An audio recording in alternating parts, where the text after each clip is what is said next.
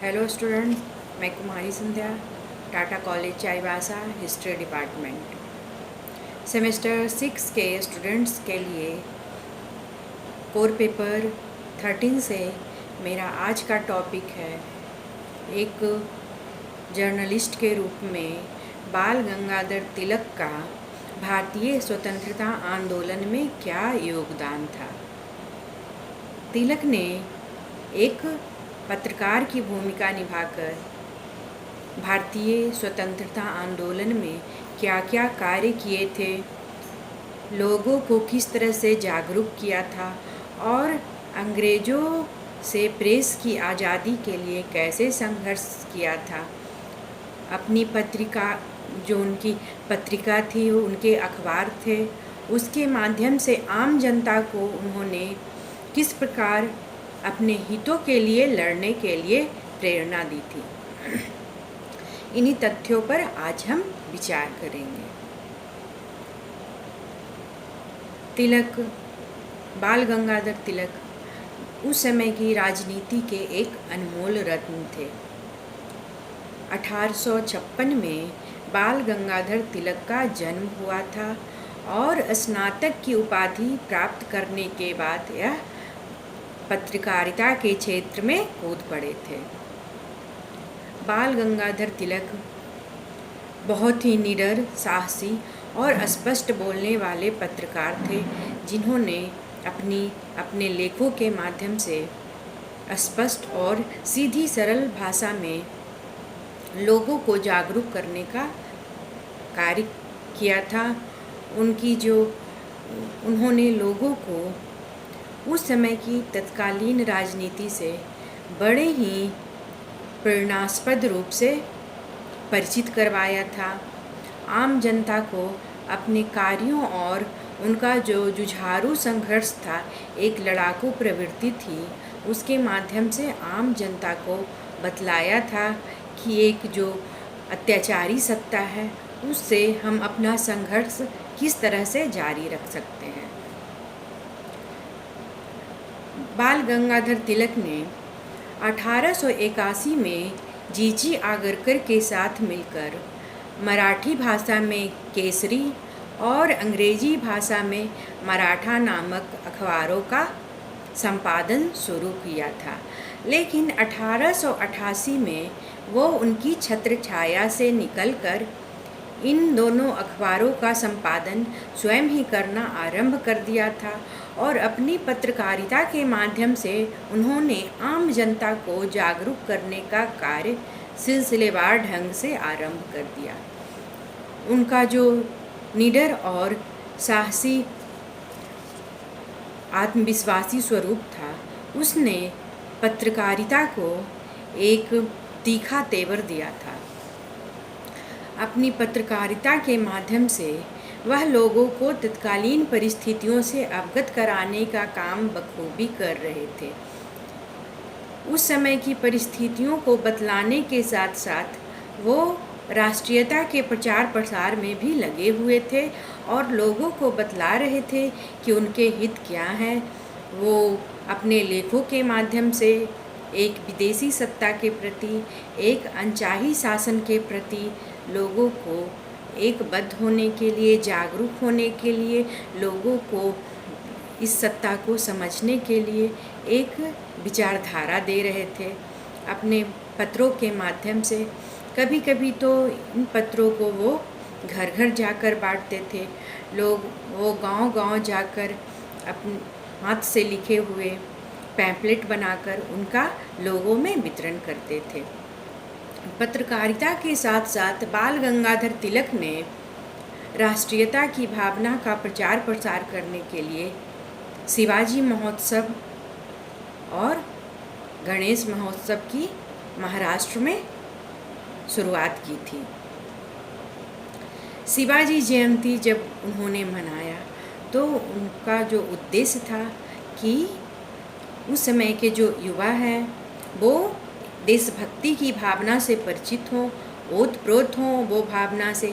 शिवाजी जैसा साहस और शक्ति आज के युवा अपने अंदर भरे और एक अत्याचारी शासन के अत्याचार से खुद को मुक्त करें, उसके विरुद्ध लड़ें, मानसिक तौर पर खुद को आत्मविश्वासी बनाएं और अंग्रेज़ों के विरुद्ध उठ खड़े हों।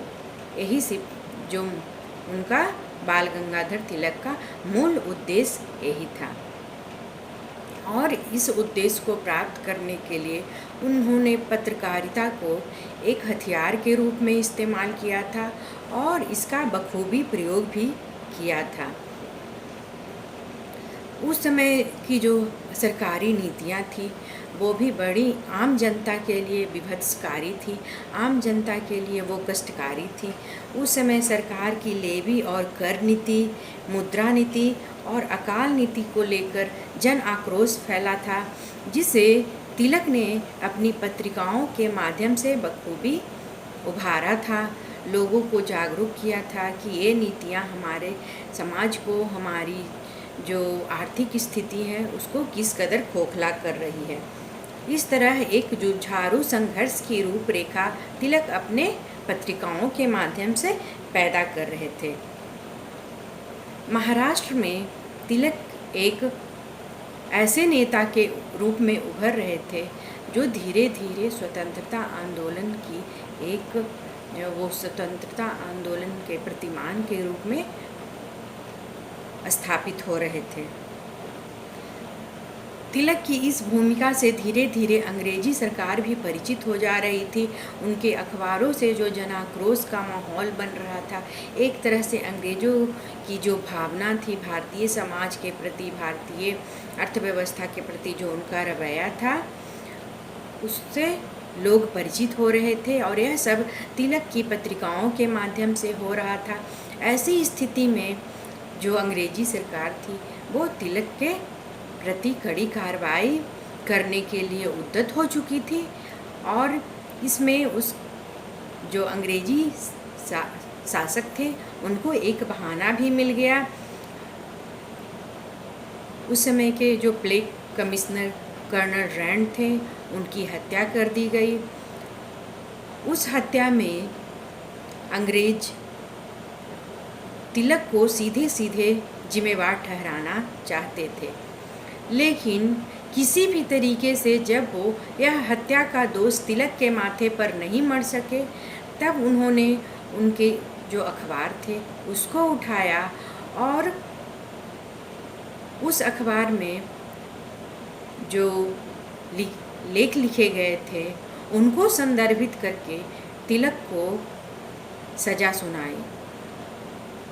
अंग्रेजी जो जज थे उनका कहना था कि तिलक के इन लेखों ने जो आतंकवादी थे, जो विद्रोही शक्तियाँ थीं, उनको उद्वेलित किया है अपराध करने के लिए।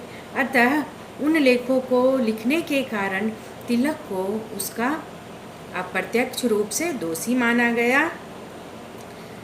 सरकार ने फैसला लिया कि तिलक को भारतीय दंड संहिता के धारा 124A के तहत राजद्रोह के अभियोग में गिरफ्तार कर लिया जाए। इस तरह तिलक को गिरफ्तार कर लिया गया।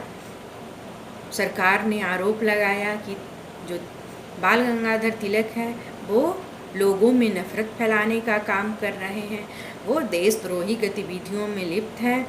27 जुलाई 1897 को बाल गंगाधर तिलक को गिरफ्तार कर लिया गया। न्यायाधीश स्ट्रेची की अदालत में मुकदमा चलाया गया। उस ज्यूरी में 6 यूरोपीय और 3 भारतीय सदस्य थे। तिलक पर जो आरोप लगाए गए थे उसके लिए केसरी के 15 जून के अंक में छपी 2 सामग्रियों को आधार बनाया गया था।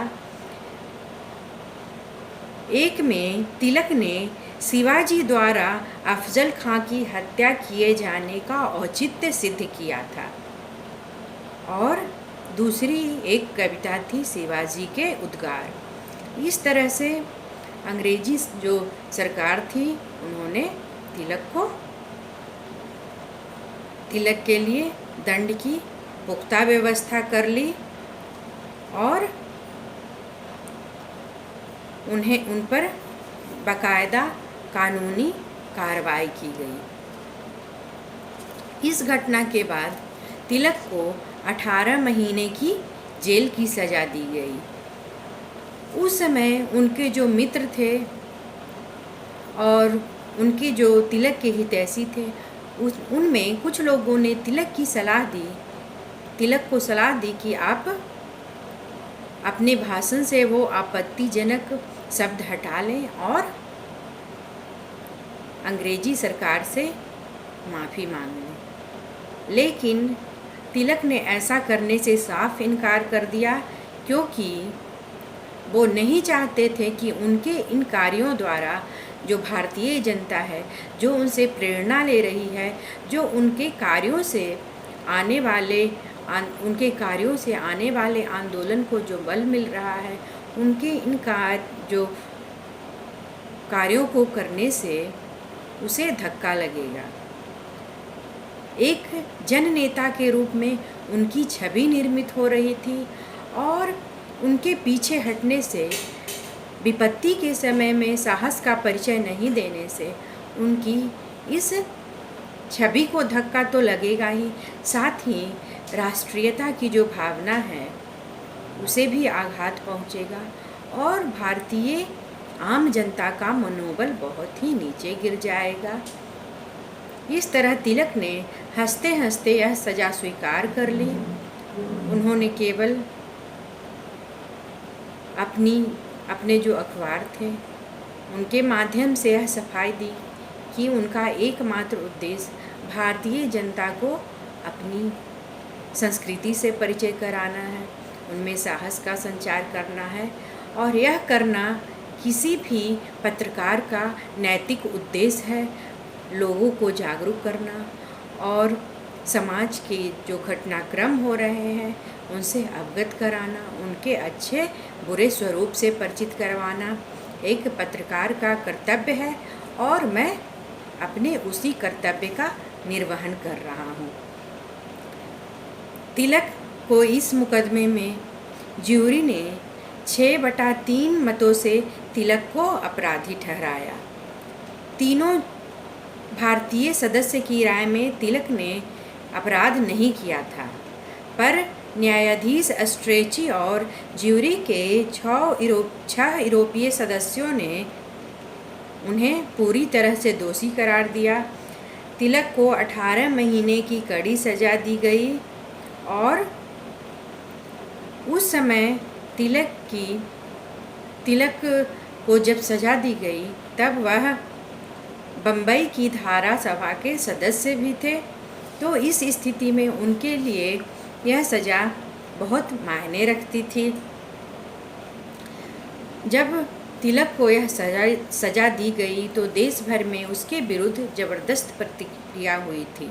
लोगों ने जगह जगह आंदोलन किए थे, हड़तालें हुई थी और अखबारों में अंग्रेजी सरकार के विरुद्ध आक्रोश की लहर दौड़ गई। हरेक उस समय के जो अखबार जर्नलिस्ट थे, संपादक थे, उन्होंने इस कार्रवाई का विरोध किया और इसे भारतीय अखबारों पर ज़बरदस्त प्रहार बतलाया।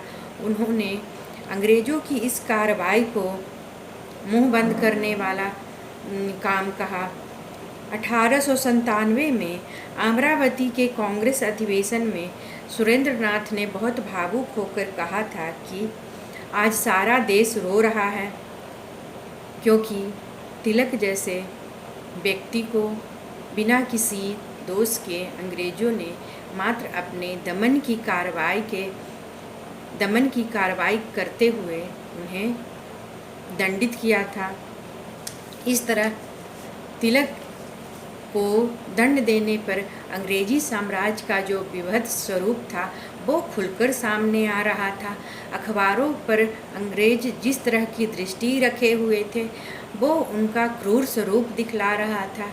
वो दिखला रहा था कि वो भारत को किस हद दर्जे तक बांधे रखना चाहते थे, वो भारतीय मानसिकता पर किस तरह से प्रहार कर रहे थे। तिलक के प्रति जो नीतियाँ अपनाई गई थी उससे यही सब चीज़ें दृष्टिगोचर होती थी। तिलक की जो अखबार थी, उनकी जो संपादन क्रिया थी, उनकी लेखमाला थी, उस पर दूसरा आक्रमण 1908 में हुआ था। 1905 में जब स्वदेशी आंदोलन चला था, विदेशी वस्तुओं के बहिष्कार का आंदोलन चला था, तब बाल गंगाधर तिलक ने इसमें अग्रणी भूमिका निभाई थी। उन्होंने अपने अखबारों के माध्यम से स्वदेशी का प्रचार प्रसार किया था, लोगों को जागरूक किया था, इस आंदोलन में शामिल होने के लिए लोगों को विचारने के लिए उन्होंने कहा था, और अपने लेखमालाओं के माध्यम से उन्होंने जनता में देशभक्ति और राष्ट्रीय भावना का खुलकर प्रचार प्रसार किया था। लोगों को तत्कालीन परिस्थितियों से अवगत कराया था, लोगों को अंग्रेजी सरकार की नीतियों से वो अवगत करवा रहे थे, अंग्रेजी मानसिकता के बारे में बतला रहे थे। इस तरह से तिलक ने पूरी तरह से अंग्रेज़ों के विरुद्ध, या कहा जाए वो तिलक तो सत्य ही बोल रहे थे, क्योंकि अंग्रेज़ों की जो नीतियाँ थी भारत में वो बड़ी ही विभत्सक थी, विभत्सकारी थी, जो पूरे देश को प्रभावित कर रही थी। लोगों को हर एक स्तर पर निम्न दर्जे की सुविधाएं प्राप्त हो रही थी। 1908 में स्वदेशी आंदोलन के कारण ही बहुत सारे अखबारों और पत्र पत्रिकाओं को कुचला जा रहा था, तरह तरह के उन पर प्रतिबंध लगाए जा रहे थे। इसी काल में जब तिलक ने, उस समय भारत में आतंकवाद की प्रवृत्ति का विकास हो रहा था, बम और पिस्तौल की राजनीति की शुरुआत हो चुकी थी। इसी पर अपने अखबार में तिलक ने एक लेखमाला लिखी थी। हालांकि अपने अखबार में उन्होंने इस प्रवृत्ति को बहुत ही विनाशकारी बताया था। इस प्रवृत्ति को, आतंकवाद की प्रवृत्ति जो थी, उसको एक जहरीला पेड़ कहा था। लेकिन इसमें उन्होंने सरकार को भी उत्तरदायी ठहराया, क्योंकि सरकार लोगों के असंतोष को नहीं भांप रही थी, वो आम जनता को इस तरह का मौका दे रही थी कि वो इस तरह की गतिविधियों में भाग लें। उस समय लोग मानसिक स्तर पर उद्वेलित हो गए थे, और ऐसी स्थिति में सरकार का नैतिक कर्तव्य बनता था कि वो जनता की बुनियादी ज़रूरतों को पूरा करे, उनके प्रति संवेदनशील रवैया अपनाए। लेकिन अंग्रेजी सरकार को बाल गंगाधर तिलक की ये बातें रास नहीं आई। उन्हें उनकी यह सीखें जरा भी अच्छी नहीं लगी, और 24 जून 1908 को बाल गंगाधर तिलक को फिर गिरफ्तार कर लिया।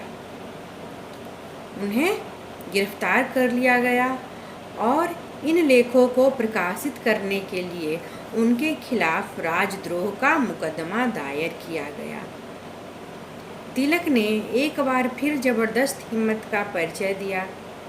उन्होंने कहा कि वह निरपराध है, लेकिन एज अ जर्नलिस्ट हर किसी को अपनी विचारधारा व्यक्त करने का अधिकार है, और उन्होंने इस माध्यम से मात्र अपनी विचारधारा से लोगों को अवगत कराया है।